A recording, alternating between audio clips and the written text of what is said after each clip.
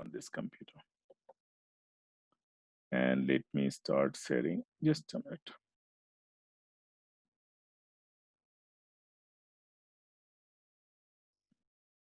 So good evening to all of you. And hopefully, and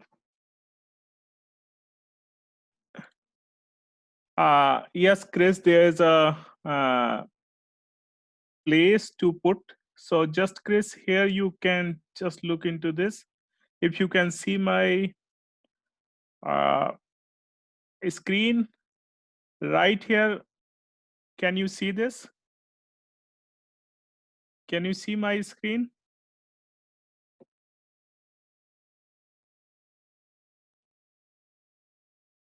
Yeah, so I just need your input right here. So I got only one. I got some in emails. So which, yeah, for module 3, I'm going to explain all the module 3 quiz part because, 3 part is. So, or do you want me to go over first the assignment part? Yeah, so I'm going to, because I think Michelle asked me to do that, and I'm going to do that. So let me start one by one. Modules. And here we have the third part. And here we have quiz. And let me go through the first assignment part. Where is assignment? Do you have any problem related to assignment? Because assignment is still due tonight. Any issue related to assignment? If you have, let me know. If no, then perfectly all right. I can go ahead. Okay, the CDF graph right here. On average, 40% of US beer drinkers order light beer n equal to 8. Construct the CDF and PDF. Okay, so here we go. Stat. So before going, let me put the event probability here. 0, 1, 2, 3, 4, 5, 6, 7, 8, 9. So this is calculate probability distribution binomial, and we need a CDF. Number of tries are 8. Probability is 40%. Input column. So I'm just going to collect, and output storage. Do I need to put right here? Yeah. So actually, that is what we are going to do. And look into this. Here we. So this is basically, you can see. And if I. Okay, let me copy. And where's my Excel? Just a minute.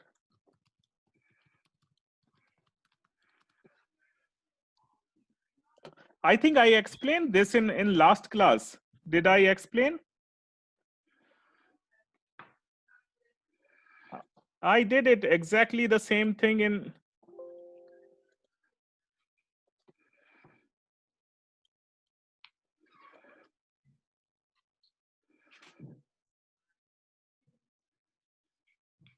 Yeah, so here you can also do. We did in the last.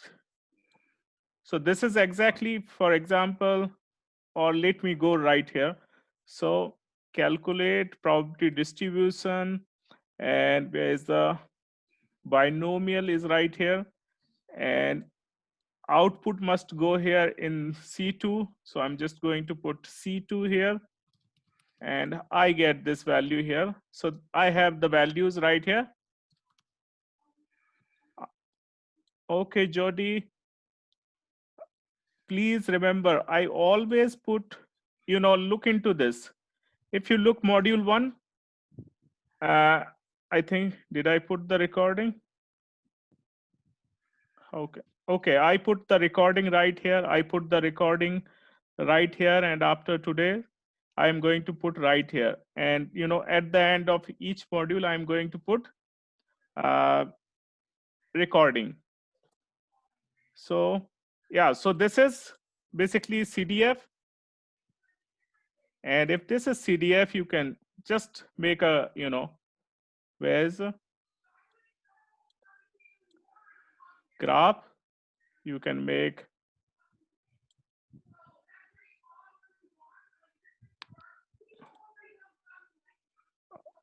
no, I need to do it. So basically, it's easy for me to pick these numbers right from here to here. And okay, and if I have this, so let me do this and insert, and by automatically, I don't need to do anything, and I get my, so this is CDF, and you can also do the PDF in similar manner. So I think I explained this very well in the last class with the salary example also. Salary or saving example, excuse me.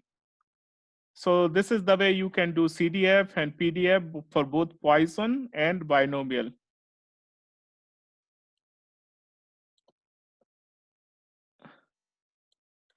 Yeah, actually, whatever way you can better.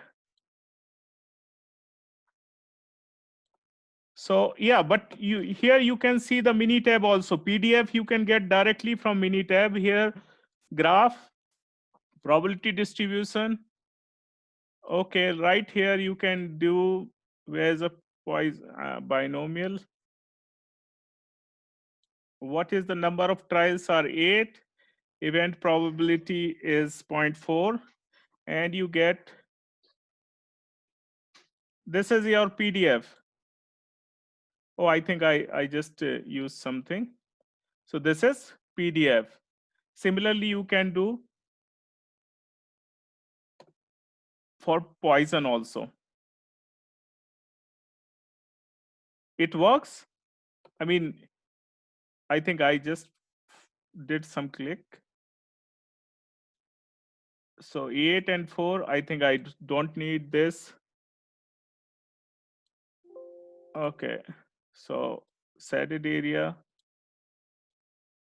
I have to put something here.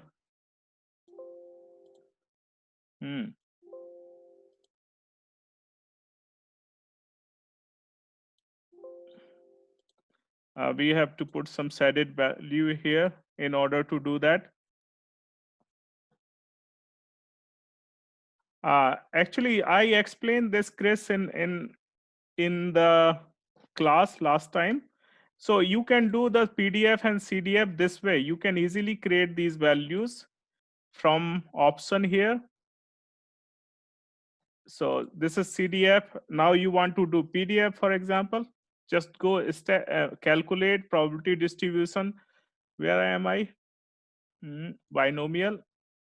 And this you can just take the input, which is right there. Output, you are going to do this one. And so basically this is again, oh, sorry, this is again, I think I used probability distribution, binomial. I need to choose this. And now I am perfect. This is PDF.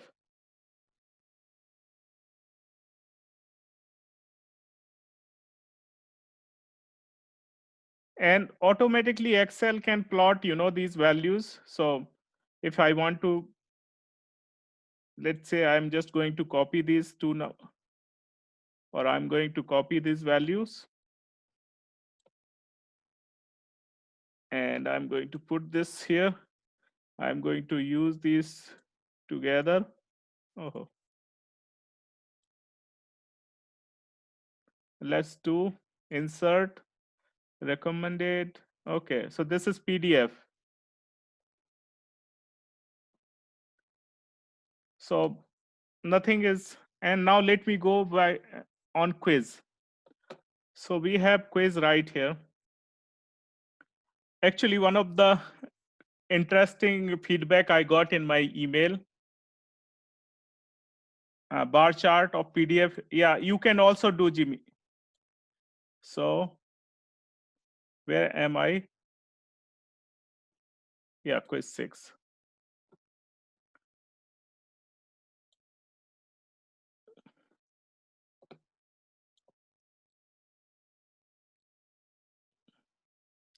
So basically, all these options are correct. The number of fatalities in Texas in a given. So basically, you can choose which distribution is this.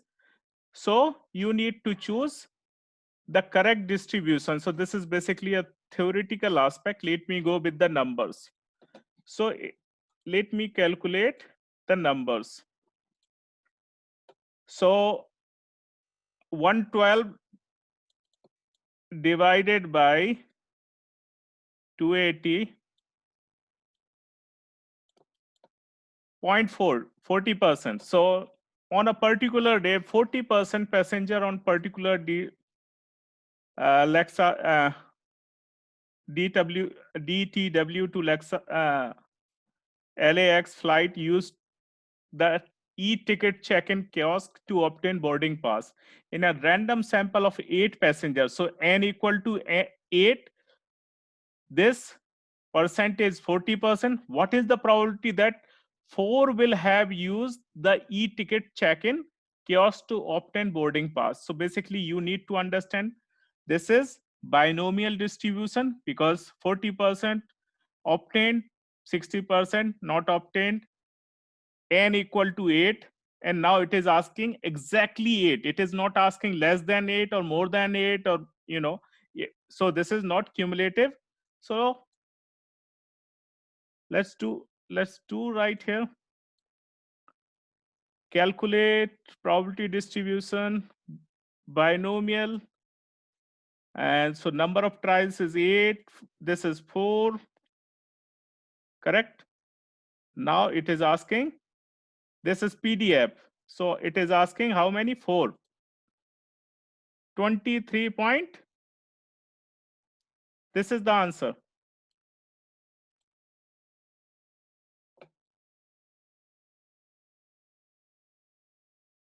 So is it making sense? So here this is expected value question. What is the expected value? Let me explain here.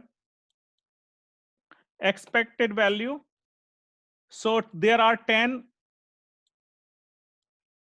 bidder and each has equal probability, means what is the probability for each? Point or 10%, or 10% in other words. So what is the 100,000, sorry, 1 million, 10, 100,000 into 1.1 equal to already 100,000. One more zero. Look into that. Already spent 100,000. If suppose he wins the, already spent 100,000, what is expected net profit? So, which is 0.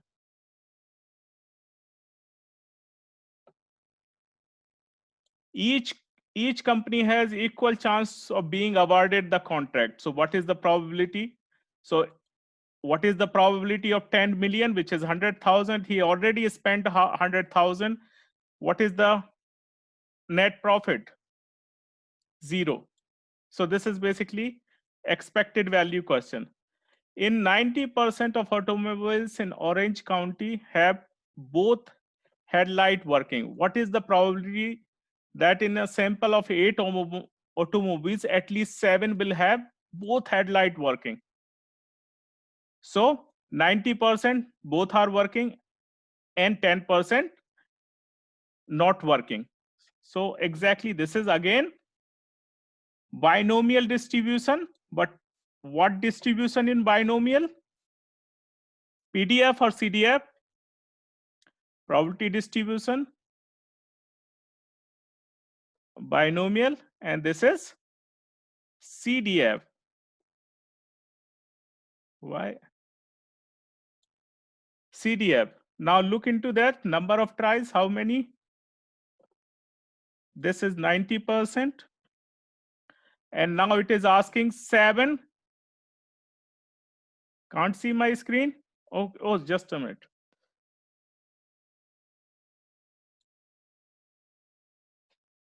Yeah, please look into this. The next question. 90% again, 10%. So this is again binomial distribution. 8, n equal to 8.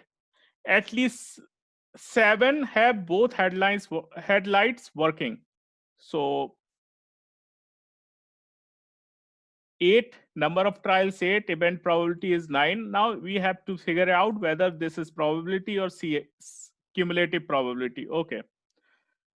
So it is asking 7 or more. That means what would be the input constant? 6. If you get up to 6, then you can know, you can subtract with 1 and you can get to know the rest of them. So this is cumulative because it is asking 7 and more. So I put the input value up to 6 and now look into the value. What is this?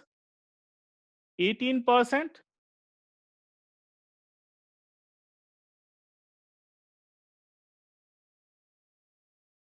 Probability and so this is up to 6. Now we have to check with 1 minus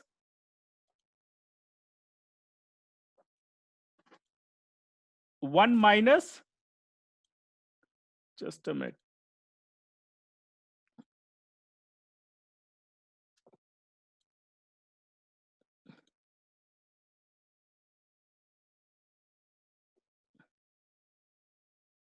So it will be very fast. So 1 minus whatever we got here, 1 minus 81.6, which is like, remaining. So this is up to 6. Now we need more than 6, which is 7, 8, 9, 10, whatever.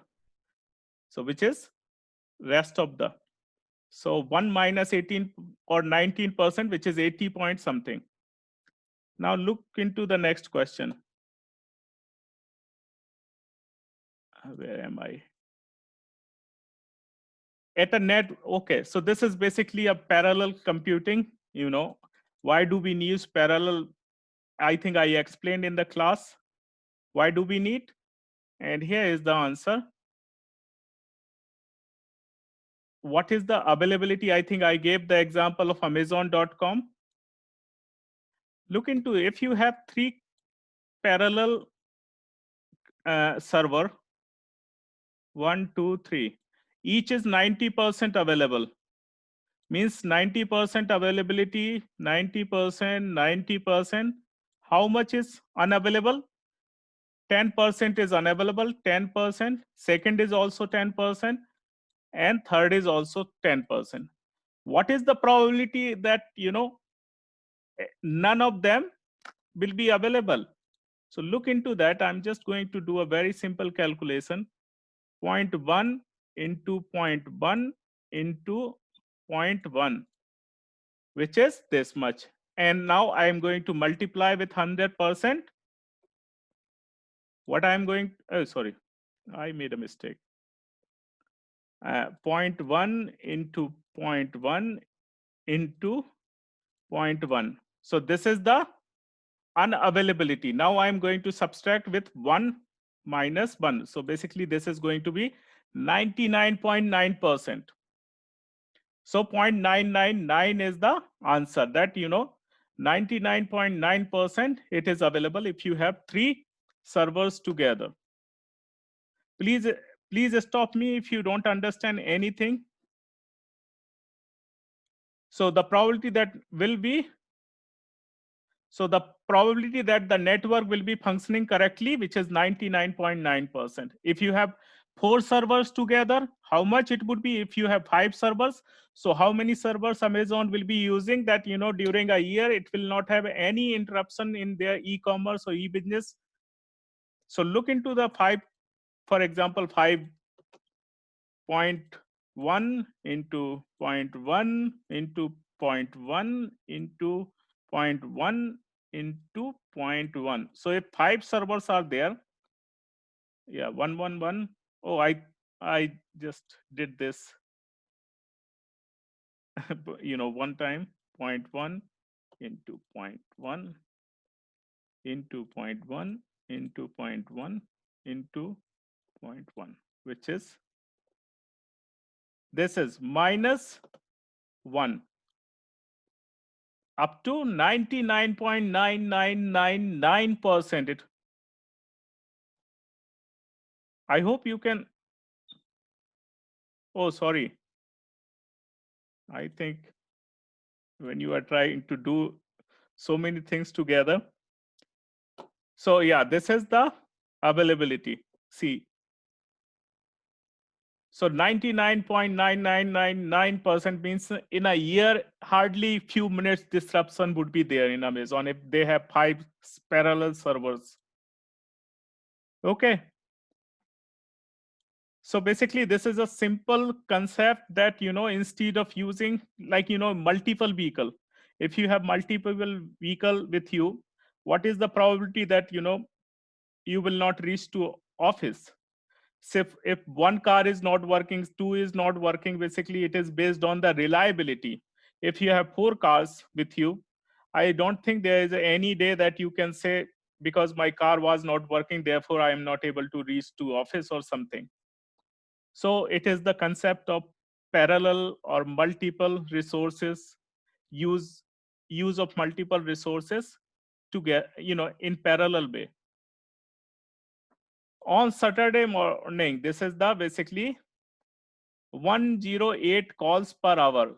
What is the probability? Fewer than 3 calls in a random chosen minute. So basically you can see here 2 units of time are there. One is hour, second is minute. So we can do on a minute basis. So 108 on an hour, how much would be in 60 minute? 108 divided by 60, it would be 1.8. Okay, we got. What is the probability? Fewer than 3 calls. So it is not asking 3, it is asking fewer than 3, means 0, 1, 2. Let's do. This is Poisson distribution. So I go on statistics, calculate probability distribution. Where am I on point? Right here. And it's a, since it is asking fewer than 3, means up to 2. The answer is 0.730. The answer is 0.730 right here. Now next question is, where? On Sunday in April, dog bite victims arrive at historical rate of 0.06 victims per day on given Sunday in April. What is the probability exactly 2 dog bite victims will arrive? So again, this is again an average situation. So again, this is Poisson scenario. Let's do it. Calculate probability distribution, Poisson. And what is the point? What is the, I think I just, 0.6. 0.6 or 0.6? Yeah, 0.6. What is the probability that exactly 2 will? So this is not asking cumulative, it is asking correct 2 value, means exactly 2 value. Okay, right here. And this is the answer. So basically in all the questions, we have to analyze the scenario first, which distribution is applied. It is PDF or CDF or inverse. So this is the answer.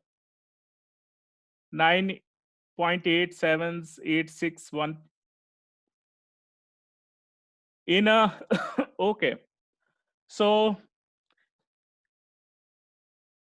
if, so basically this is 16 defects per 100 meter. what is the probability of finding exactly 2 defects in randomly chosen 10-meter piece of tubing? So what is this? Again, this is Poisson distribution because this is asking 16 defects per 100 meter. And this is 10 meters piece of tubing. So basically either we are going to convert this also. 16 defects in 100 meter, that means 1.6 defects in 10 meters. So 1.6, and it is asking exactly 2 defects. So let's say Poisson.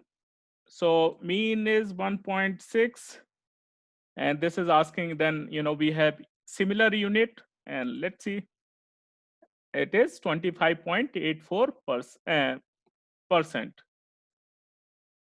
Now what is the question? Harry has a batting average of 0.2, which is 20%. For so Harry performs 12 random times bet. What is the probability that Harry will get more than 2 hits? So it is not asking 2 hits, it is asking 3, 4, whatever, So it is, simple binomial distribution. Look into this. Statistics, probability distribution, binomial. What is the chance? 20%. Okay, number of tries are 12. This is 20%. Now it is cumulative. It is asking more than 2 hits. So I'm just going to do up to 2, and then I will subtract with 1. So so what is the answer? 0.55, whatever. And then this is up to 2. Now what is the question? It is asking more than 2 hits, basically. So answer would be 5583. What is the probability that Harry will not get more than 2 hits? So it is asking only, yeah, so not more than, so it is asking up to only 2 hits, up to 2 hits, not more than. So up to 2 hits, exactly we are. So the answer is right here, 55%, 55.83%, which is exactly correct. And the last question, there's a 2% probability that a customer visa charge will be rejected at a certain target store because of the transaction exceed the customer. What is the probability that first such rejection occur on the third visa transaction? So my dear friend, this is the case of space, this is geometric distribution, because geometric distribution explains us, let me go with geometric distribution until first success. I think geometric is in 6, so I don't have the slide right here, but geometric explains, if you look into the theory, slides part, until first success. So let me go with calculate probability distribution. Where is the geometric? Right here. And what is the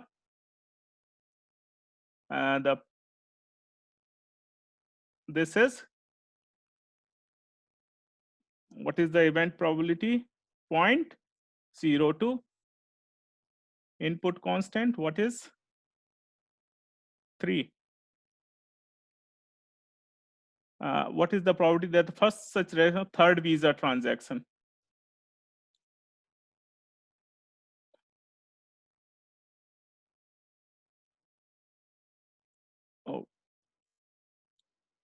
Oh, I think this is actually on third. It is asking exactly the third.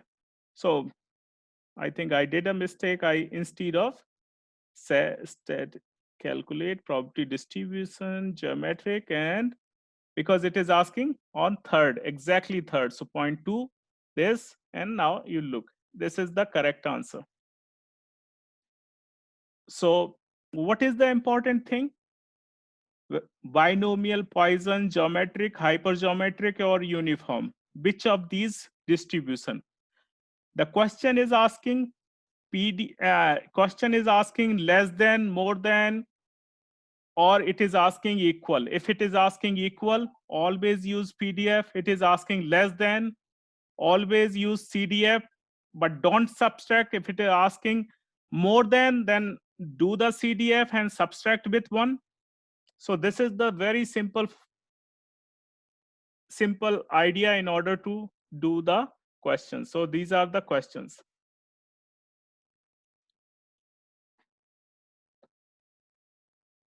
So any other question you have?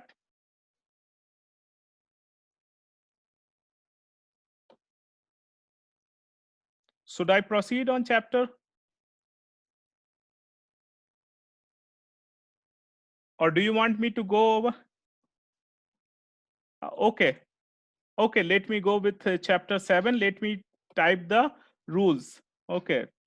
So actually, I'm going to write rules here. And if I can have text here. Number 1 rule, understand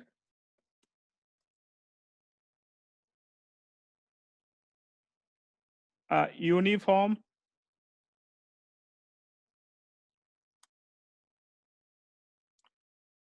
hyper.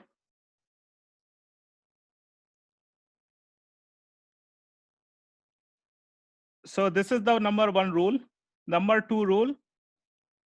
Number 2 rule is it asking PDF? Check the question. If asking equal value, equal event, then use PDF. If asking more than or less than, then CDF. The third situation, if CDF, if it is asking less than, use CDF and you will get the value.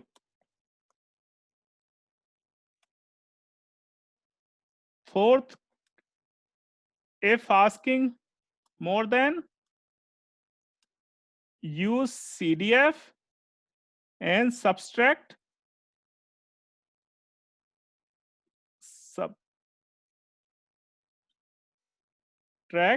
from 1 and you will get the value. Again, one more important, I explained, I think in the class, that particular slide, compound event probability slide, is very important in order to understand the concept, whether it is more than, which value has to be inserted in Minitab. Suppose this is asking 7 or more than 7. That means what is the exact value of X? X value will be 6, because then you will get up to 6 and then subtract from 1, you will get 7 and more than 7. And suppose it is asking less than 7, then what, less than 6, what is the value of X? You are going to input 5. So basically this X value is very important in order to put the correct X value, and which you can learn on that particular slide, compound event. Again, I can type here.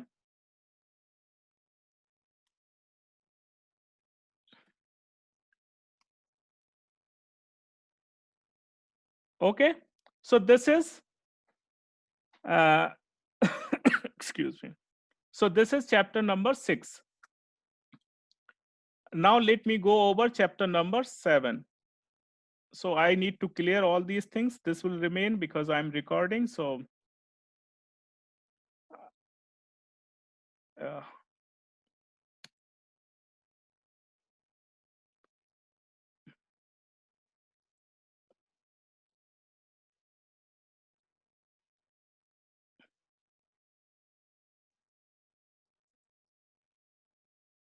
yeah, so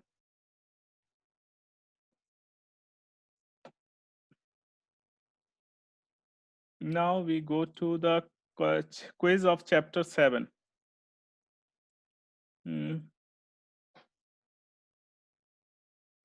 Right here.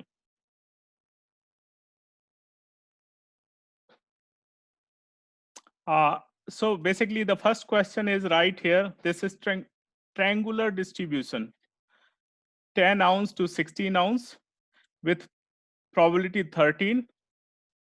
A machine dispenses water into glass, assuming that amount of water dispense follows this is continuous uniform distribution clearly given. 10 ounce to 16 ounce, what is the probability that 13 or more ounce will dispense in a given glass? So I'm just going to use graph probability distribution right here. Okay. And I need uniform. Where is uniform? Right here. 10 to 16, lower limit is 10, upper is 16. I need more than 13, I believe. So, okay. X value. This is X value. Look into this. This is 50%.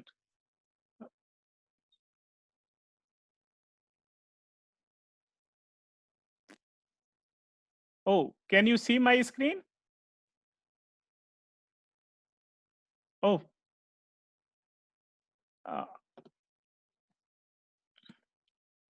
now? Okay, now look into that. So, yeah, actually, so look into the question. It is clearly saying it is uniform distribution. The minimum value is 10, maximum is 16. What is the probability 13 or more ounce will dispense in given? So I am going on my Minitab. Here I have a graph, probability distribution right here. Under this I have uniform, lower limit is 10, upper is 16, shaded area I need X value 13 and more, means, so here you can see this is 50%, that this is 50%.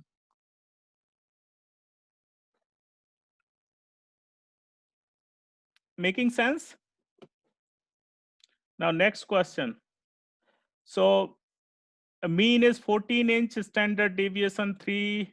What is the 12 and 18? So look into that. Uh, uh, Graph, probability distribution, right here. What is the, I need to do it normal. What is the question? 14 and 3. 14 and 3. What is the 12 to 18? 12 to 18. I need the value 12 to 18 right here. The answer is this.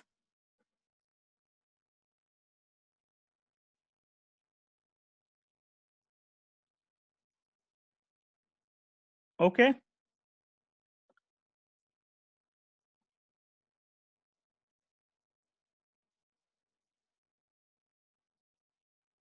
Where's another question? Oh.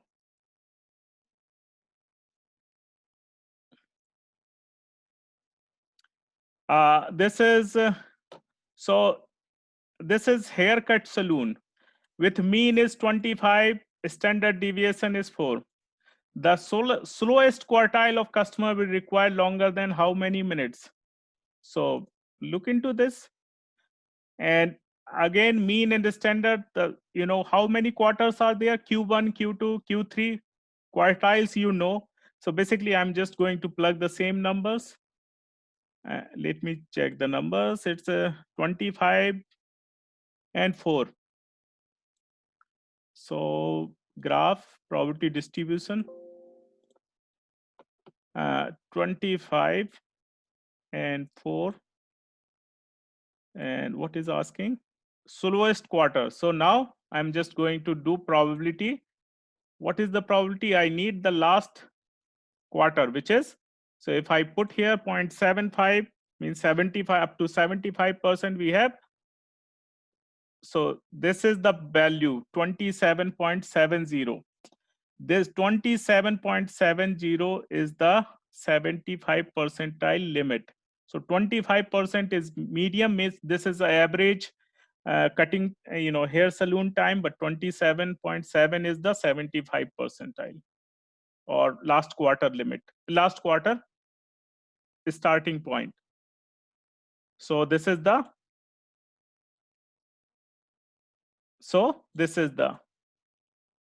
for simple haircut. Light bulbs are normally distributed with 1,000 hours and standard deviation 2,000. What is the, look into that, 1,000 graph probability distribution. Okay, 1,000, 250, and since this is, what is the value it is asking? 14 to 1,500. 1,400 to 1,500. Oh, this is not probability, this is X value, sorry. 14 to 1,500. And you get this value. Okay. On an average, so I'm just leaving this. This is exponential distribution because this follows the Poisson, and then, so I'm going to do it little bit later. So basically this is 20 minutes, a maximum 60 minutes, a most common is 30 minutes. So basically if you have three values, this is a triangular distribution. What is the probability that 35 minutes or more? So look into that. I'm going on graph probability distribution, and we have a triangular distribution right here. Lower point is 20 and 60 and 30. 20, 60, and 30. I think 61. 61. Now asking 35 minutes.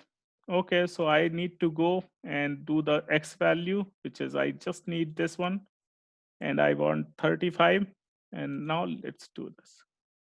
This is the answer. So, which is 53.919%. So again here, the mean time between scan has 4,000 hours. What is the probability that? This is a theoretical question, my dear friends. If you know that discrete and continuous distribution properly, you can answer blindly this question, because there's no probability on particular point in continuous distribution. In continuous distribution, we always check the probability between 2 points. Therefore, it's a blindly answer is 0. Exactly on 5,000 hours. So we don't have. You can give these answers because we check in continuous always in between. Excuse me. This is a mean, this is a standard deviation, top 2.5%. Look into that, 460 and 80. So probability distribution. Okay, and this is 4. Where am I? Normal. 460 and I think 80.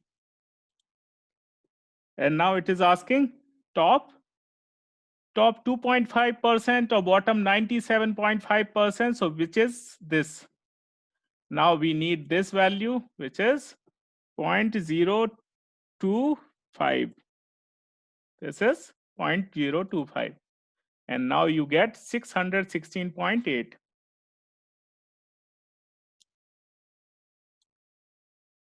On an average, this is again exponential case.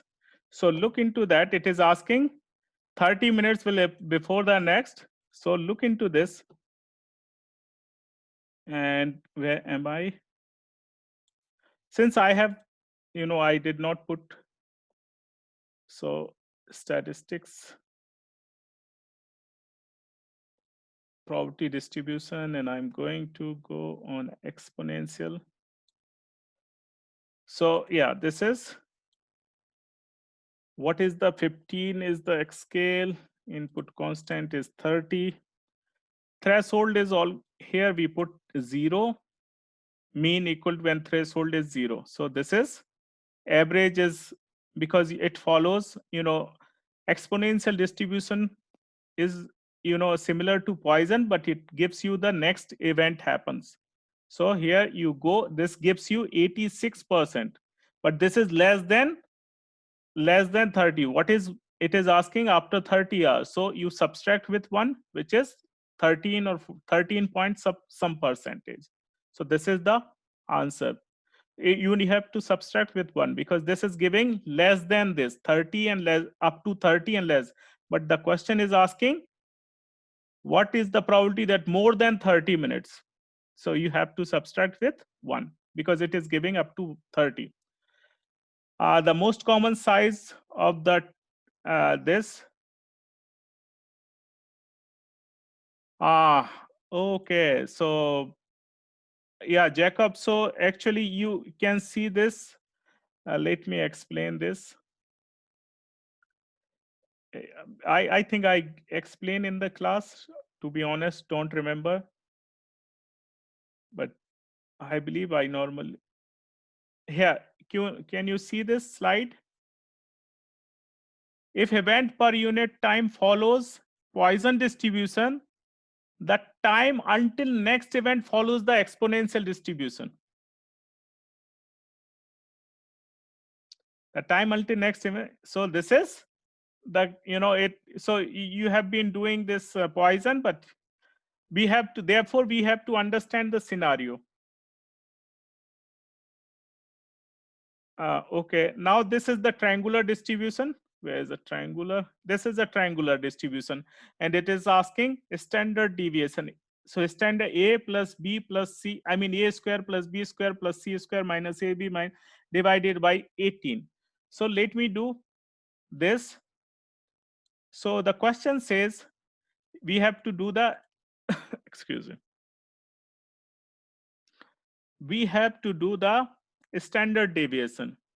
So the most common size of trees is in a group is half of the 20 feet, which means middle point is 10, highest point is 20. What is the typical amount of tree deviate and what is the mini?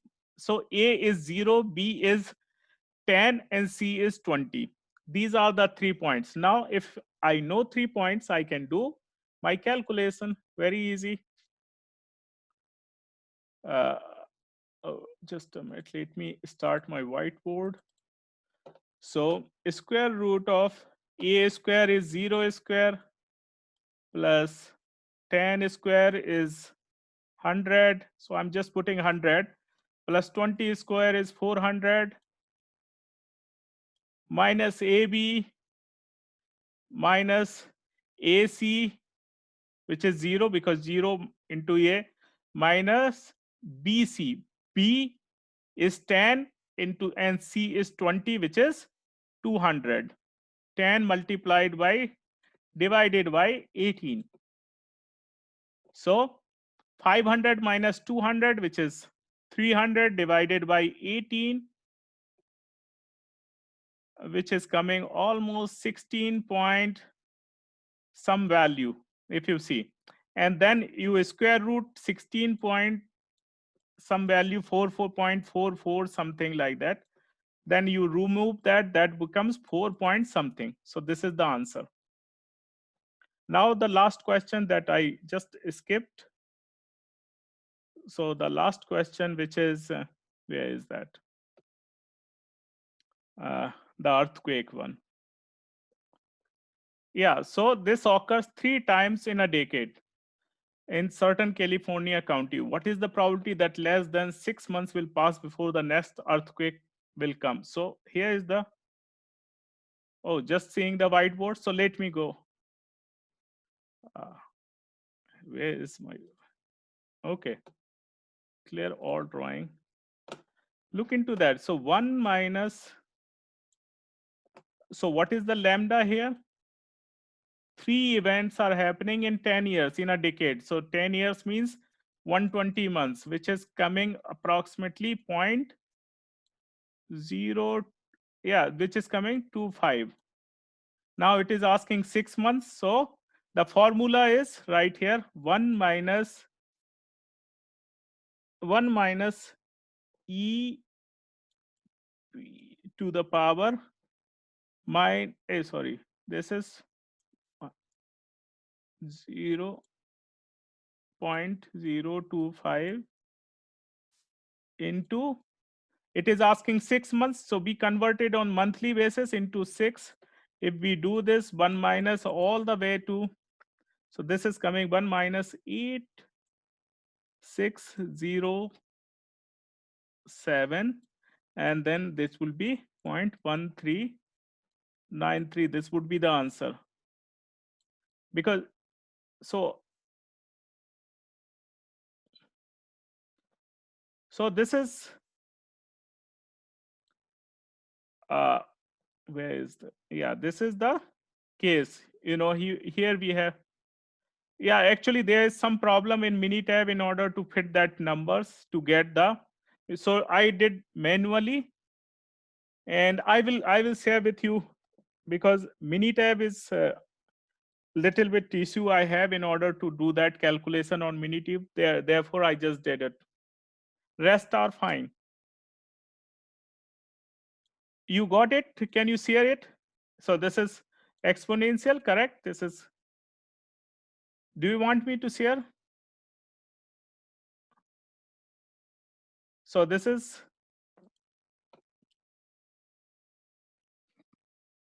Castle. It would be better if you can share in the class, because now let me go on chapter number 8. So are you going to do right now, or do you want me to let me allow you to become, can you do it now, Castle? Castle.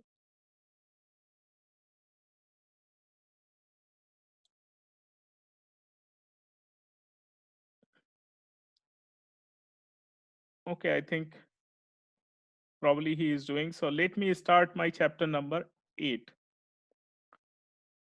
And in between, clear all drawing. Yeah, I'm just going to do it for you. So yeah, just a minute. Chat with. So I'm just wait a minute. I'm going to give you the sharing right so that you can share your screen. Yeah. More. Allow record, make host.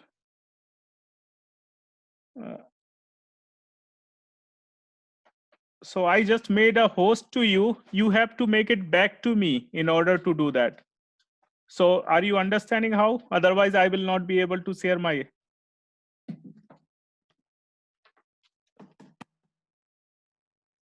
Okay, let it be. Then you can share it later on. No problem. So I'm just going to start chapter number 8. Where am I? So since already 1 hour is completed.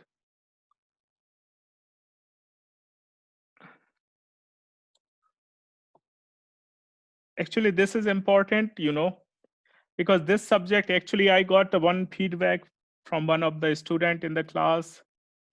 And I got that, it looks like a foreign language for him or her of understanding all the mathematics for, so, and some of the positive comments, some of the comments where I need to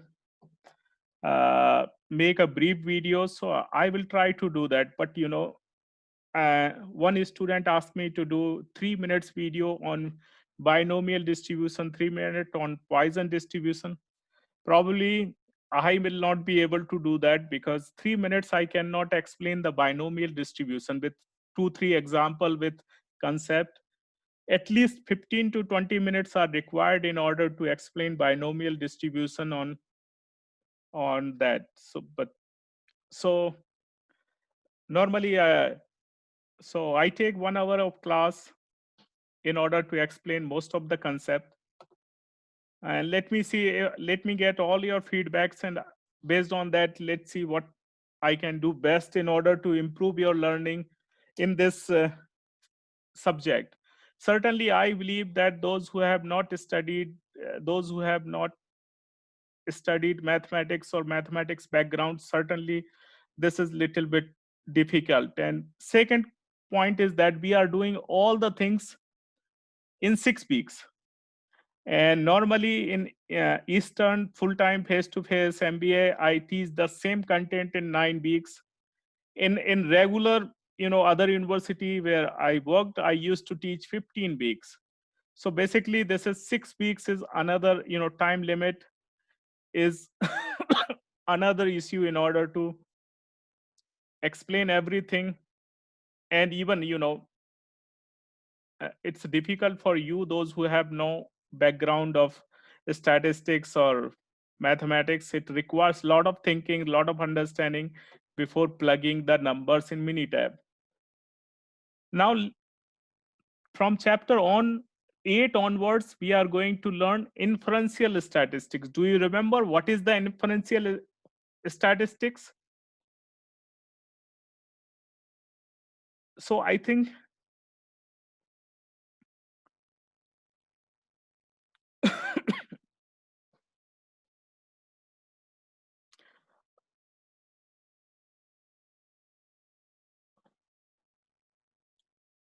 thank you, Chris.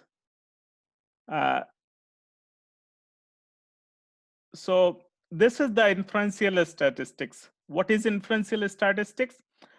Like I gave the blood sample example in order to find any problem in our health, and based on blood sample, doctor prescribe the medicine. That is the similarly, if you have population, take the sample, and based on analysis of sample, you give the you you you explain about population, you explain the population. So this is inferential, and we are going to explain in this chapter onwards what is inferential statistics. So without going into the slides, let me come directly to the some important points. So look into that. If you have a larger sample, n equal to 5, 20, 80, you can see this is the n equal to, you can see the area. So the area, the probability, if you have higher sample, that means you are going to have a lower range or lower area. And so the parameter can be in a small area. Now look into this.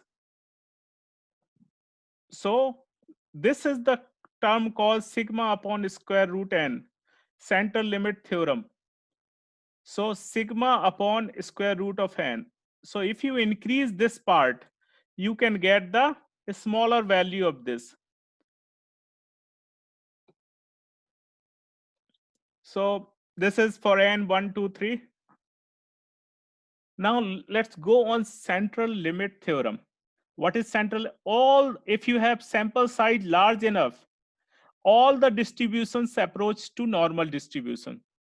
So uniform distribution becomes normal, normal become normal, triangular become normal. All the distributions follow the normal distribution. This is the central limit theorem. Means sample is large enough, the sample mean will always have normal distribution behavior. So I'm not going into this. Now look into this. And before going into this, let me tell you the very simple problem. every year approximately 300,000 foreign students comes to United States. How many students? Foreign students comes to United States. Approximately 20 to 22,000 are Indian students. So every year, like 22,000, this is a population of Indian student. They take admission in US universities.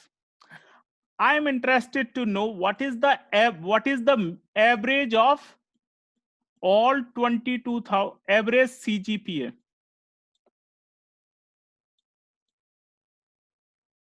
So my question is, this is a population. I'm interested to know what is the average CGPA of 22,000 students, those who are coming to India.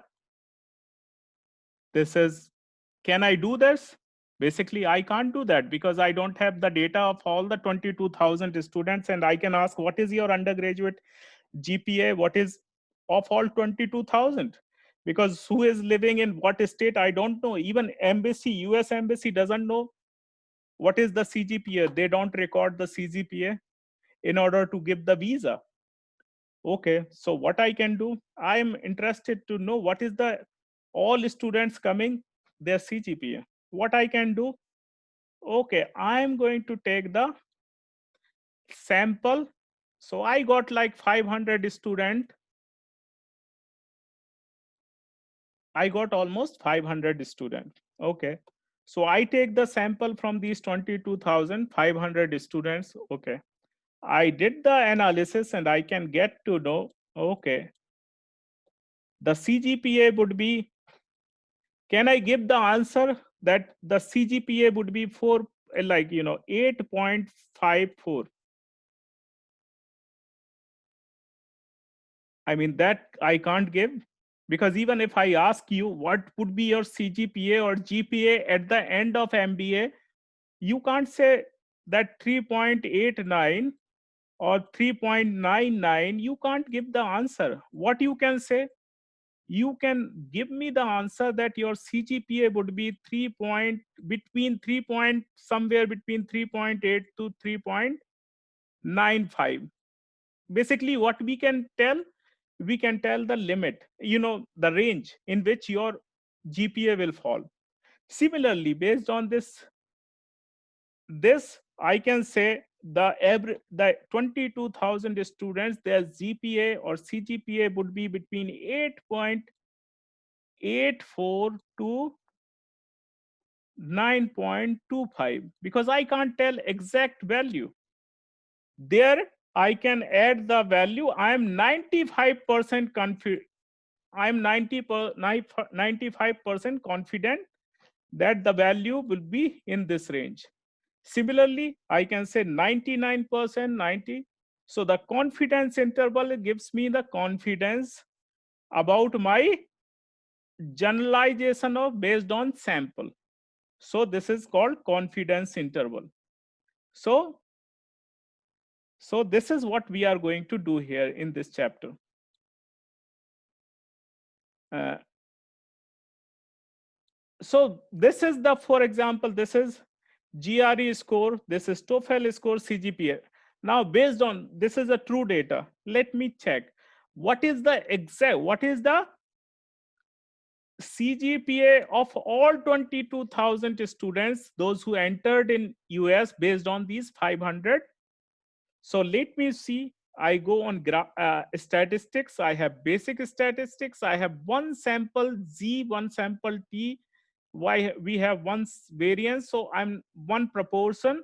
So we are just going to look into one proportion, one variance, one sample Z, one sample T. So these are the four options. When do we use what? We will check little bit later. Okay. So I'm going to, I can summarize the data. I can put the values here, mean, standard deviation, and all sample size. But I'm going to check here this. I have CGPA right here. And option, I'm just going to check 95%. Look into that. So the range I got here, all this sample mean is 8.576, means this 500 student average is 8.5764 on 10-point scale. But all 22,000 students, those who are coming to US, their mean or average will be between 8.5233 to 8.6296. I am 95% confident that all 22,000 students CGPA will be in between this. Still 5% I am not confident, because I can't I can't make 100% prediction. So this is very simple, that 95% confident that this will be between 8 point this to this. Are you getting me? What is the interpretation of this?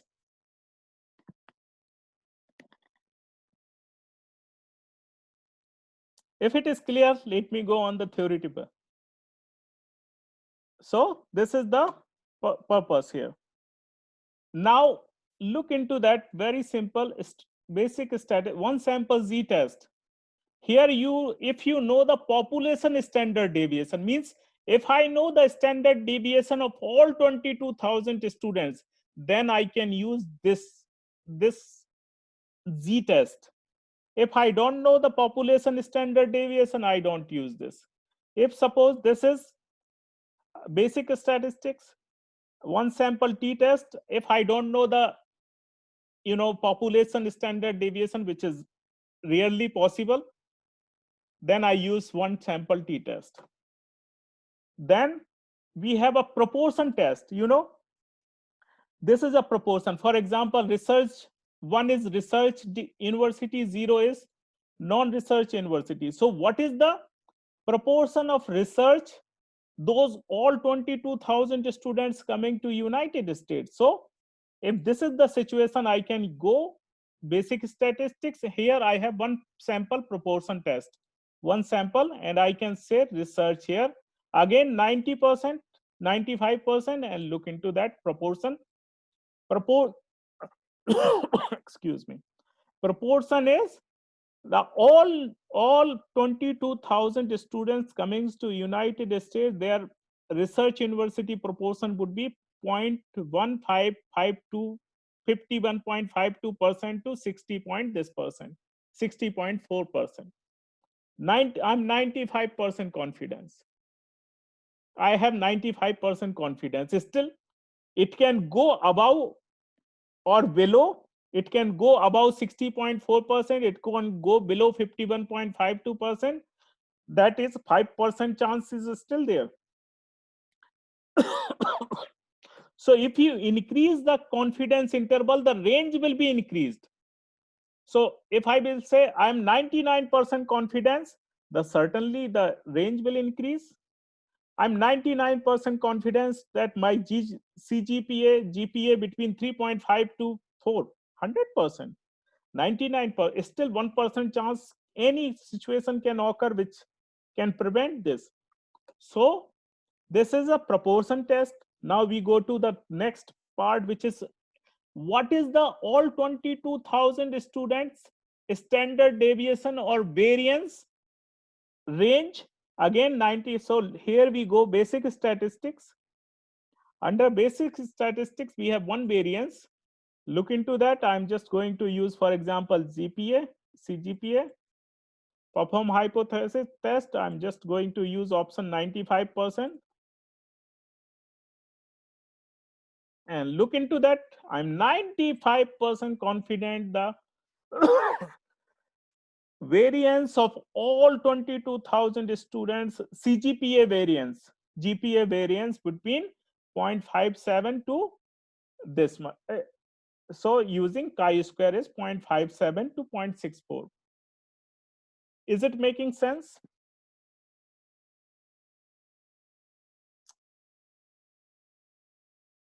So what is important that you understand here? Number one is mean.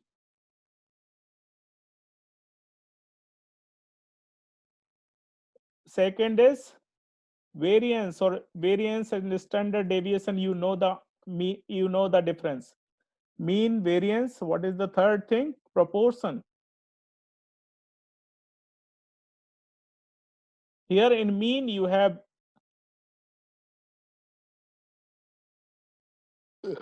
if you have sigma known,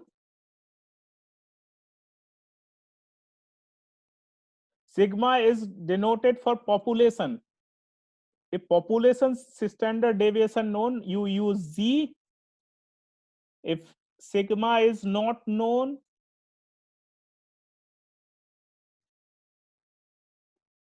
you use t-test. For variance, you use chi-square test. This is chi-square. Proportion, you have one proportion. So we are doing just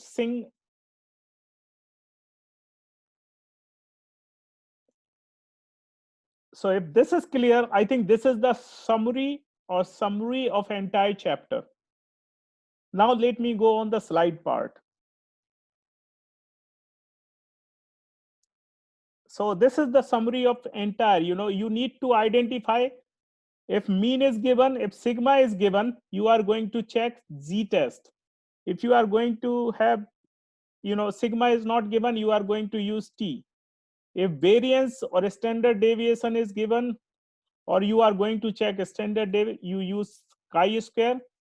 Proportion, if you are going to check proportion, you are going to use one proportion. So all the options are under statistics, basic statistics, one sample right here, one sample t-test, one sample z-test, one proportion, and one variance. These are the 4 options right here. Now let me go over.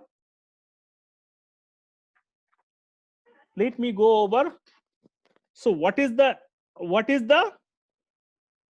formula here? Mu plus minus z sigma upon square root of n, where sigma is population standard deviation. Are you able to see my slides? For 90%, oh,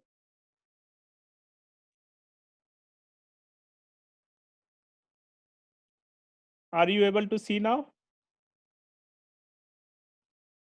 So mu plus minus z sigma upon square root of n, where z is again that's you know what is z distribution, normal distribution.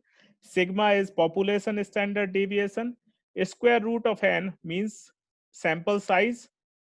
Mu is population mean.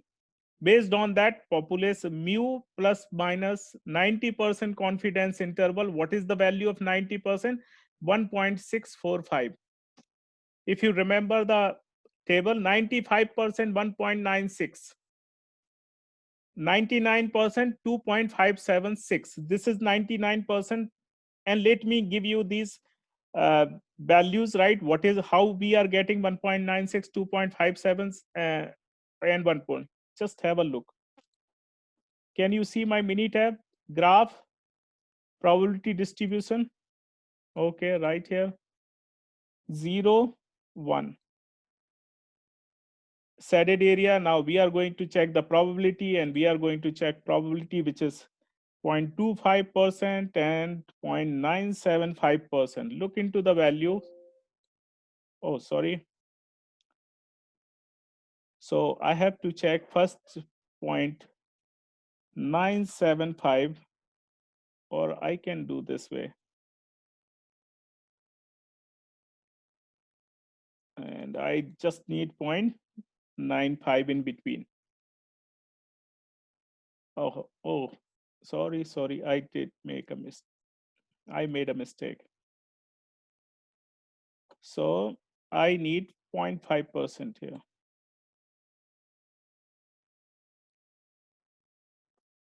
Because it is based on significance level. So you can say 95% because there's 2.5% this side, 2.5% this side.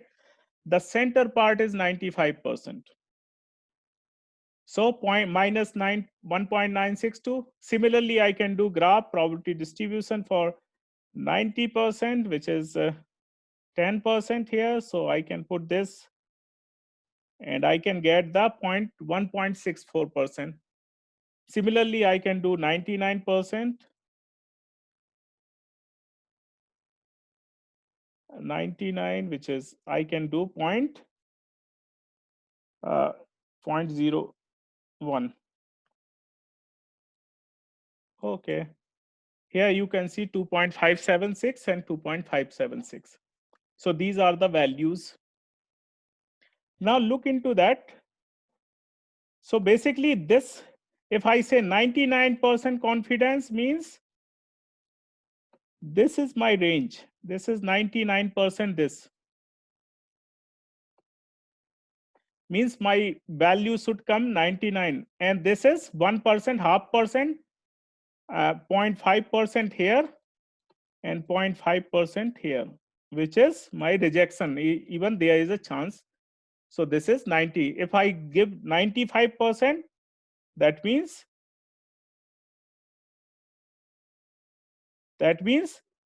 my value, my value should be in this range, 95% confidence. So this is 95% confidence. And then this is 5%, what is called? So 95% is confidence interval. So 5% is called significance level. This is called significance level, or this is also denoted by alpha. Okay, so yeah, so now let me go over slides part. So this is mu 1.9 sigma upon n. Now look into that. If you increase the sample size, the standard error part is going to decrease, because sigma upon square root of n. So if you have higher value of sample, the standard error will be smaller. The the range will be smaller, because look into this value. So suppose you have 100, so this range will be smaller. So this is a confidence interval which gives mu will be x bar minus and x bar plus. So these are for 90%, 1.64. These are the values. So interpretation, what is the 90%, 95%? A confidence interval either does or does not contain mu. Like I said, it can contain 95% chance, 90% possibly. I'm 95% confident that the population or 22,000 students GPA will be within this range. So, but 5% not. So basically it may contain or not contain.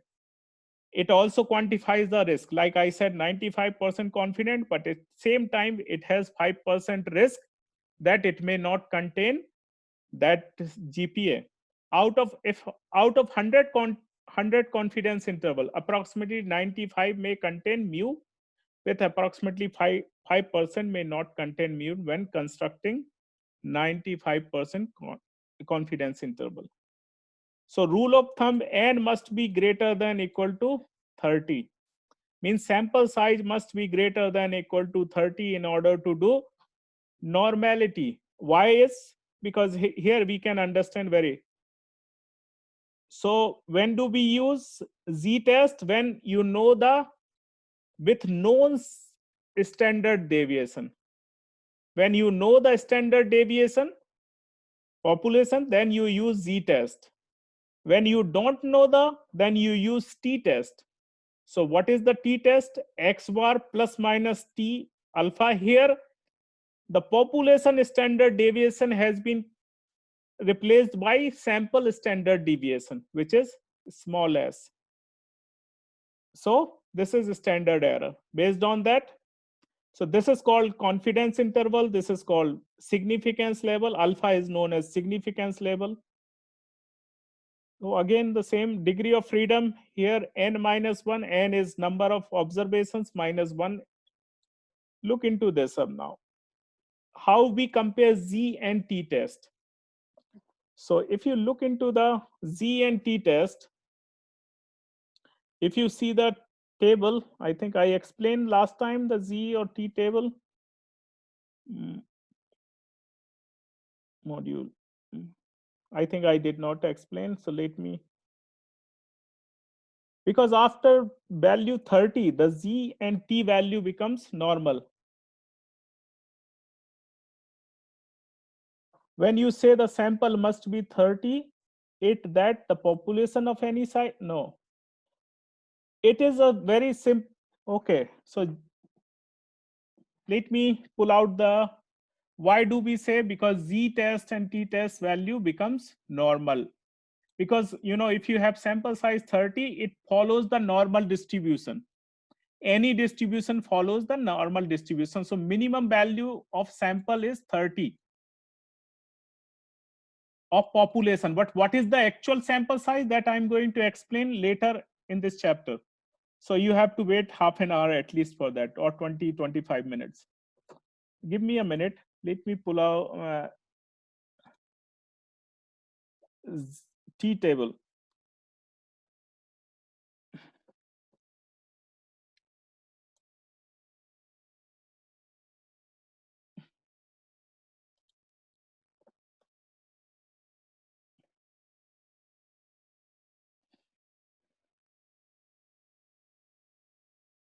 It is.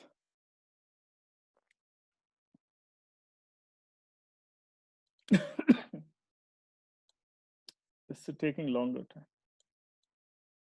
Let me see if I can pull this.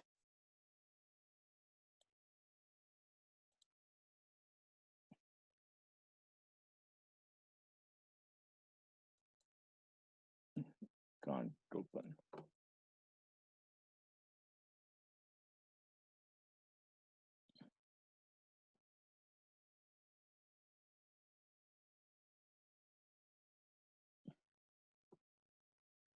Two.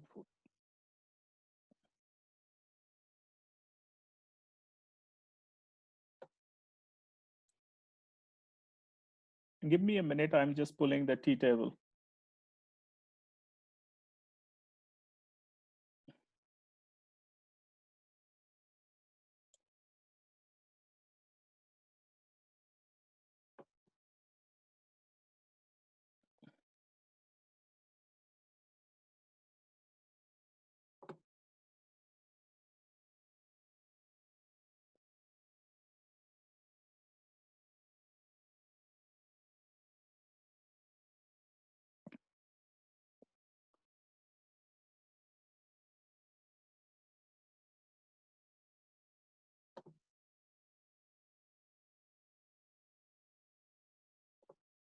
So James, I hope you can see my screen.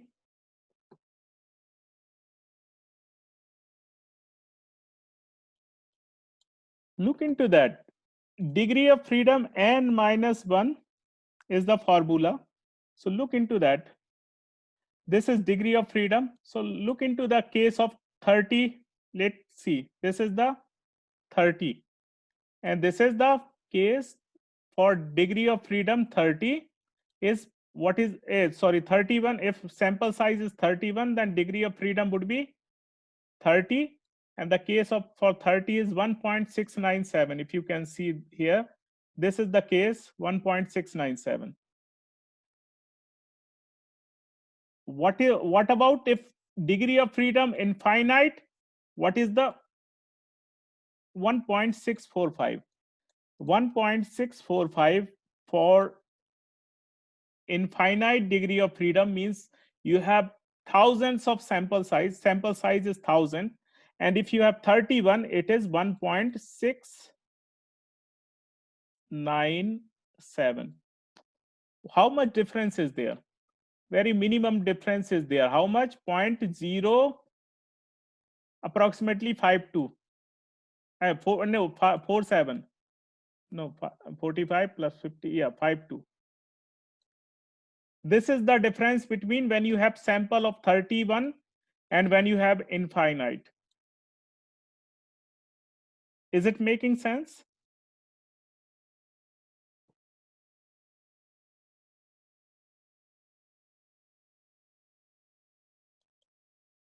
So this is called t distribution. And now I hope, yeah, so here, for 90%, this is 1.697, this is 1.645. So we can use t and this. So z and t comparison is right here. So I mean, I'm not going through this. This is exactly t distribution, mu plus minus 1.79. Suppose you have the data in summarized form. What you can do, you just use the values and then you get the numbers if you don't have in that. So confidence interval with width. Now you see the proportion, confidence interval for proportion. Proportion means, like I said, by two situation where you have p equal to x upon n. Like I gave the example of research. Again, I am going to show you the research. This is, for example, research. You have only two options. What is the research proportion here? N equal to this. Let me go with again statistics, basic statistics, proportion, and I can go using this. And let's see, there are 280 events. 280 divided by 500, how much? 56%. 56% are choosing research universities. Now, based on this sample, 56% are researcher. Now, if I look to entire 22,000 students, what would be their research proportion? Their research proportion of all 22,000 students would be 51.52 to 60.4%. I am 95% confidence it would be 51.5 to 60.4, but still I am 5% not confident. Still risk is there 5%. It may not be in between this range. So this is for proportion. So this is for confidence interval for proportion. Now, so this is the formula. I'm not going over formula because we don't need this. Now the question is, very important question comes here. What is the finite population? Therefore, if suppose you have finite population, let's say Eastern Washington University has 13,000 students and you are taking a sample of 500 students. Then in that case, if you know the finite population, if you know the size of the population, Eastern, like Washington businesses, small businesses have 5,000 registration. So 5,000 is population and you are taking 223 businesses for study. That is your sample. In such case, when you know the population size, then this factor has been included in all the formulas. These formulas will remain same. In this additional, this formula is, factor has been included, which is known as population, finite population correction factor. And this is population minus sample divided by population minus 1 under square root of this. So this has been added when you have the situation. So please remember this. After this, so all the formulas are updated or changed to these things. Now the last question is this. Last topic that I would like to talk, and which is very important. And somebody asked me in very first class, first lecture, what is the sample size? How do we determine that is the appropriate sample size? Is it? How do we check? Therefore, look into every formula. What is this? So this is error part. Here you can see this part is error part. This part. This is error part. Now question comes, how we make sure that is number, or we should go with sample size determination based on our gut feeling or something. No, my dear friends, here we have the formula. Here we have the calculation. So this, this is a this is the error part, and this error part is z sigma upon square root n. Now you square this. E square equal to z square sigma square divided by n. Now you bring this n here, and you get the sample formula. What should be the sample in order to address the study properly, address the population properly? And that is how we check the sample size. So n equal to z sigma upon e. E is a error term, and then square. This is the sample size for mu, estimating the mu. Similarly, there's a how we check, how do we know the sigma value? Now here is the question. Z we can get from the table. If we are 90%, 95% correct, we can get to know the value of Z from the table. Sigma value, very simple. Sigma value, how you can get? 6 sigma equal to range. Let's say I would like to check the, I would like to get the any study related to age of Eastern Washington University students. If I know the youngest student age is 18 years and oldest student is 42, I can get to know the age is 24. So 6 sigma equal to 24. So what is the sigma? Sigma is equal to 24 divided by 6, which is 4. So how do you take how excuse me. So this is the this methodology. Method 3, how you can check this. Assume normal population and you can get sigma based on lowest value and up highest value, and that is a range, and then divided by 6 based on 6 sigma. Here take a prelim, you first take like 30-40 student sample. Based on that 30-40 student sample, that you can consider, that is a sample standard deviation that you can replace as a population standard deviation. So normally people do a pilot study before going for an actual sample size determination. So they just go and do like 30-40 students, and based on that standard deviation they go for. So Poisson arrivals. So these are the method by which you can get to know standard deviation. Error term normally given to estimate population proportion with a precision e plus minus, you would need a sample of size. So this is again based on proportion. So how based on again sample, you can determine the error values and other things.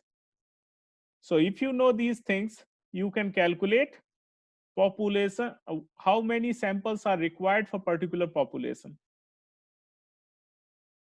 For how you assume that pi 50% samples for a proportion. So in this case, if you are going to do any sample, always you say 50% is yes, 50% and no. So in that case, this is the formula for sample. Now the last part, which is just a minute. This is chi-square distribution, variance confidence interval. So like I said, I gave you the example here. Again, I am going to do this chi-square, which is variance square. What is the upper or lower limit? What would be the, similarly, let me go with this. Where is calculate and statistics, basic statistics, one variance. And let's say about what is the all 22,000 students variance. So again, this is 90. It would be 0.57 to 0.64 with 95% confidence. So this is about chapter number 8 or module number 4. So please let me know if you have any other question.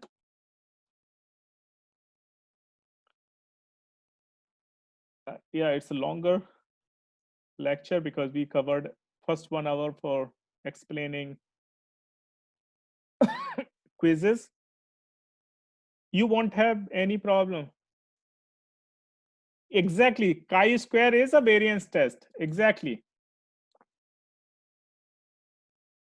For knowing the variance. Yes. Or other way you can say standard deviation also. Here, one more thing, you will have, you will get to know the quiz part. So whenever you have a quiz part, so far I explained with the data. Now look into that. Suppose I have quiz here. In quiz, we don't have data. What you need to do? Summarize data. Let's say it is given the sample size 245, sample means is like 24, standard deviation is 1.2, and now with 95% confidence, so let me see this 95 99%, let's say, okay, and then okay. So you get this number without data. You, if you have summarized value, how you do? If suppose you don't know the standard deviation, this is the case, basic statistics, one sample. Now summarize data, look into that. This is the sample standard deviation 200, 88 is the sample size. Let's live. Sample mean is 22. Standard sample mean is 22. Standard deviation is 0.9. Again for 95%, or let's say 90%, and then you get the answer. So most of the questions don't have the data. You need to fill the data in the summarized format. Here, for example, here you need to fill the summarized format. Let's say the same example I'm giving here, proportion. So we have the data that we were looking. 280 students opted research university out of 500, and I need to see option 95. Okay, look into that. So basically this is the answer. I hope you understand the concept and the chapter. Most welcome. Most welcome, John. Any other question, please let me know. Don't hesitate to contact me.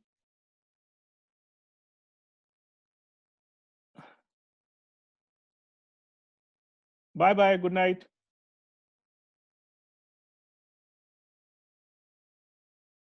Should we use a question? Yeah, you can use. We use 1Z, 1T, right? Exactly, Jacob. We are not using 2. You know that we will cover in next 520. So here we are just giving the basic information. Thanks, Chris. To be honest, I am not. I'm just trying my best. Because certainly this is a foreign language for the those who have no background. So I'm just trying to explain the alphabets of the foreign language, because we don't have the GMAT, or we don't have the ZMAT. Normally most of the business schools, they consider GMAT for admission. But thank you, Michelle. Bye. Good night. I hope this has been recorded. So okay, bye bye.